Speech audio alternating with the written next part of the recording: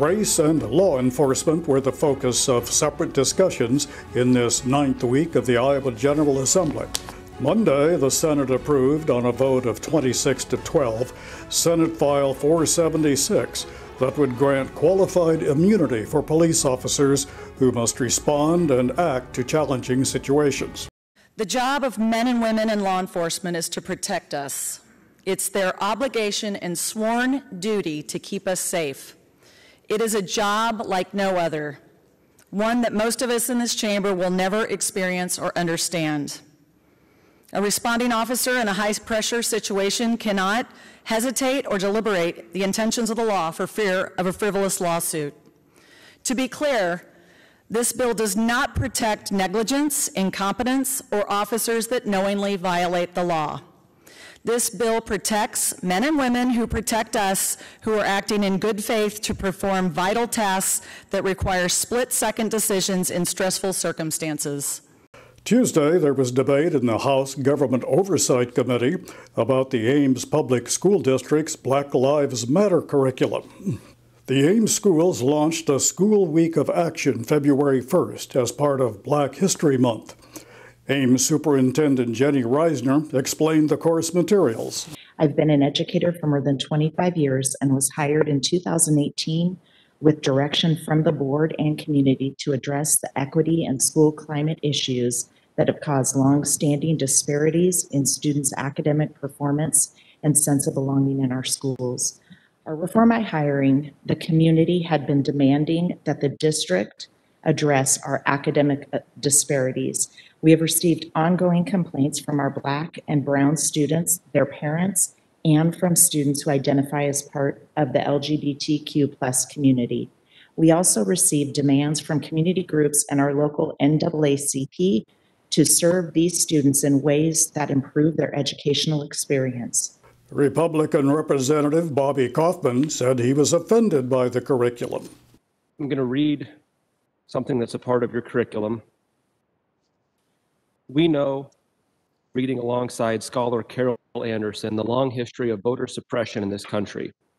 From voter ID requirements to gerrymandering and poll closures, we know it must be explored throughout all our classrooms, the ways that racist political maneuverings work to limit voting rights. You're missing something important.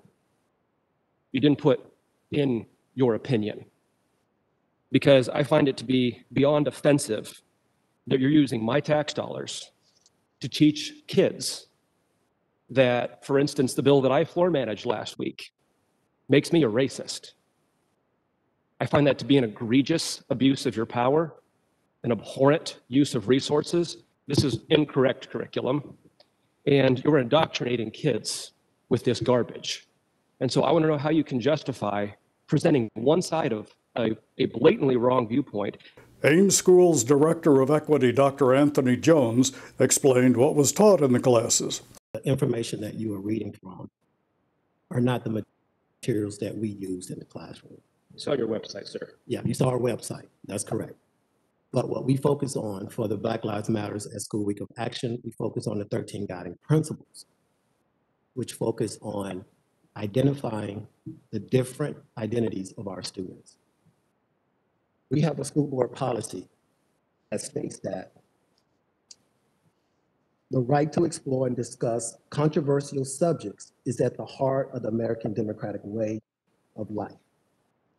When teachers present a controversial issue, they must use professional judgment. That's what our policy says, which is also supported by the Iowa Association of School Boards. A controversial issue is defined as an area of significant academic inquiry about which substantial segments of the citizens of this community, state, or nation hold conflicting points of views. Students should have the opportunity to examine controversial issues within the context of their formal educational experiences. Students have a right to study and discuss controversial issues and problems in a class atmosphere devoid of partisanship and bias, and in an environment that allows and encourages them to respectfully express their personal opinions without jeopardizing their relationships with their instructors. What we provided that week was an opportunity to be able to share with our students how we center the lives of Black students in our district. It had nothing to do with calling anyone racist. It had nothing to do with devaluing your tax dollars. Wednesday, the Senate again debated law enforcement. This time it was Senate File 534. That was the result of Black Lives Matter protest in Des Moines last May 31st. Republican Senator Julian Garrett was floor manager. Folks, if we're going to have a civil society, and I think that's what we all want, we have to have law enforcement.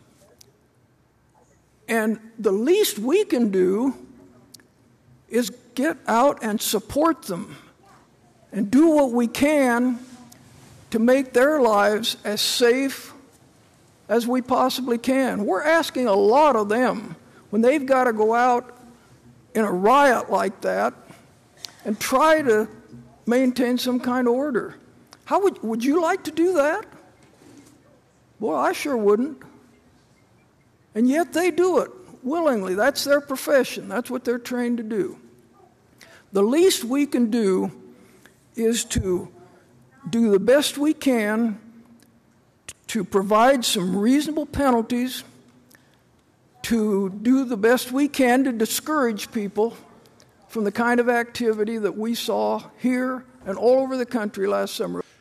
What got me thinking about this amendment was listening to Senator Bisignano the other day, in which I get to sit beside him and listen to him.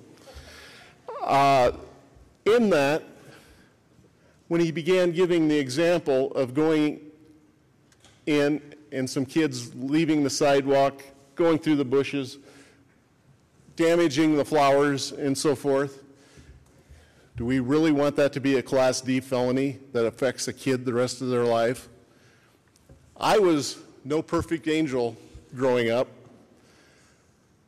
I could see myself being in a situation where you're there.